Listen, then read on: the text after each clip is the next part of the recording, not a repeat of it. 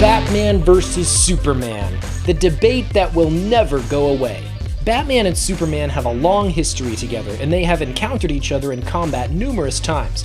But despite decades of established lore contrary to the fact, the great majority of people still believe that Superman can beat Batman. But in fact, Superman rarely wins against Batman, and for one main reason: morality. But before we dive into the complex nature of that psychology, let's examine the top 7 reasons why the Dark Knight was superior to the Big Blue Boy Scout.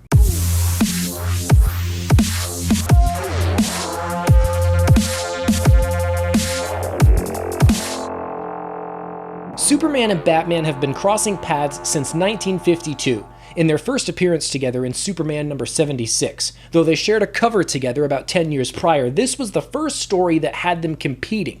Since then, tensions between the two characters has always existed, but often for different reasons. No encounter has had bigger ramifications on the history of these two characters than Frank Miller's graphic novel, The Dark Knight Returns. This graphic novel has impacted much of the Batman mythology, including several of the movies, namely Tim Burton's 1989 film Batman and Christopher Nolan's The Dark Knight Rises. It was even hinted at San Diego Comic-Con in 2013 by director Zack Snyder and actor Harry Lennix that this story would influence the upcoming Batman-Superman movie. Taking place in the not-too-distant future and toward the end of Batman's career, The Dark Knight Returns finds Superman as little more than a yes-man for the government and Batman old and out of practice. When differing politics bring them together at the end, Batman and Superman give each other a pounding. The fight proved that there's very little Batman can do against Superman's strength, but when Batman employs everything he's got all at once, there's little Superman can do against Batman's cunning. The story brought into focus one of Batman's greatest strengths,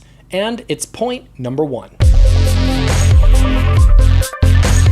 Though a loner by nature, Batman often relies on his allies to get the job done, and he uses them with a perfect understanding of their strengths, wielding them like pieces on a chessboard.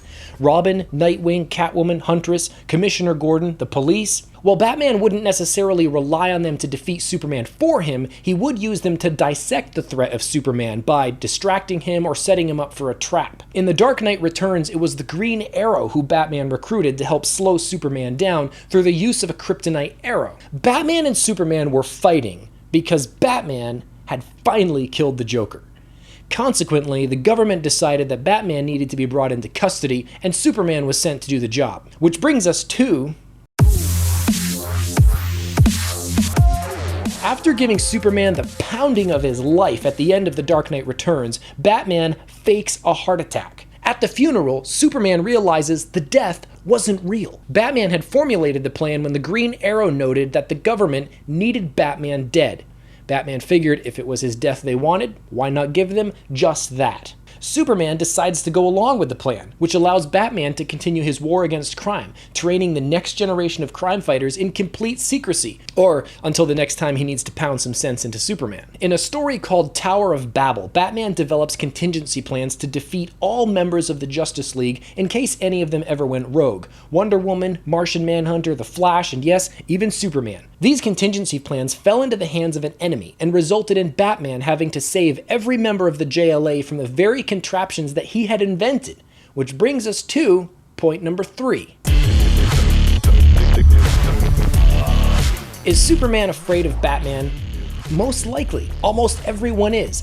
Here's why. At the Justice League Watchtower, most of the heroes are talkative, colorful, and relatively friendly, but Batman has a constant persona to withhold. He keeps in the shadows, and everyone keeps their distance from him because they know that Batman has them under constant surveillance. Superman knows that Batman is watching him, and Superman is generally aware of his own immense strength and the consequences if that were to ever fall into the wrong hands, and so, yes, he fears whatever countermeasures Batman has in store. The Tower of Babel story ends with Batman being forced out of the JLA because they're just too afraid of him. And the story exemplifies one of the major differences between the two characters. Superman is far too trusting, whereas Batman doesn't trust anyone. Batman's alter ego is worth billions of dollars. Superman's alter ego is worth $3.88, and that's before taxes. Bruce Wayne is leagues more powerful than mild-mannered journalist Clark Kent, If Batman wanted to fight Superman indirectly, he could use the power of Bruce Wayne to run a smear campaign and turn Superman's adoring public against him.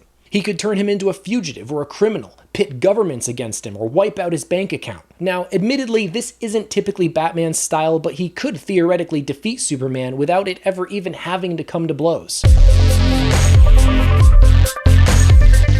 Technology is as much a part of Batman as heat vision is to Superman, so you better believe that in a fight with Big Red, Bats is bringing the big guns. What resistance could Superman offer against technology specifically designed to dampen his abilities? None. As a fighter, Superman has never proven very adaptable. He relies too heavily on his superhuman abilities and thus has never learned about improvisation. Thus, he's in no real position to react to anything that Batman can throw at him, which, for billionaire Bruce Wayne, would be a whole heck of a lot. Kryptonite, one of the stupidest plot devices ever conceived. Still, there's no way to deny it as a weapon for Batman to use against Superman. The substance weakens Superman and makes him violently ill, at which point Batman would just defeat him with his martial arts and combat skills.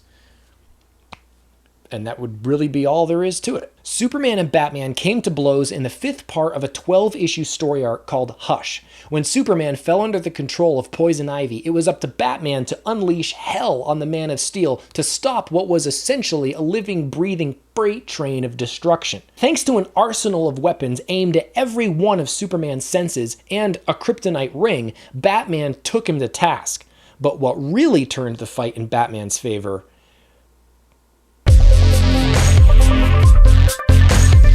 Batman instructed Catwoman to kidnap Lois Lane and throw her off the roof of the Daily Planet, believing that Superman's love for Lois and his inner desire to always do the right thing would force him to break out of Poison Ivy's spell. The ploy worked, though Superman was none too happy with Batman's tactics.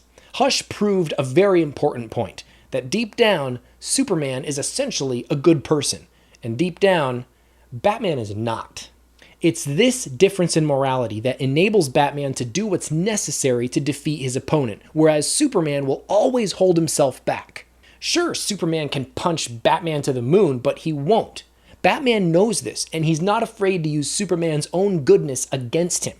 I'm generalizing quite a bit here, but in closing, when it comes to the debate of Batman versus Superman, people can never get around the fact that Superman is a physically superior opponent. But having greater strength is never a guarantee of success. Did Goliath defeat David? Did Xerxes conquer Greece? Was the Death Star able to withstand one X-Wing fighter? In the debate of Batman versus Superman, people too often underestimate the value of tactics and intellect. And moreover, if they were to really examine the psychology behind the differing moralities of Batman and Superman, they would arrive at one inescapable conclusion.